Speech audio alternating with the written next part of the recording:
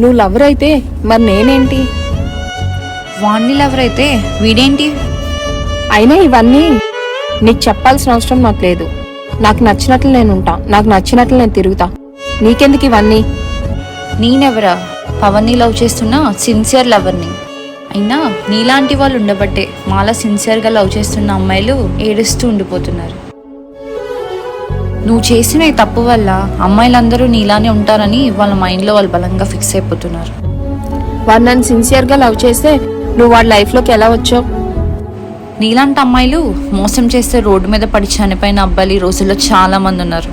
వాళ్ళ లైఫ్ అలా అవ్వకూడదని చెప్పి నువ్వు చేసిన తప్పుకి నేను ఎంటర్ అయ్యా. ఇంకా జీవితంలో వాడితో మాట్లాడితేనేమో చూడు.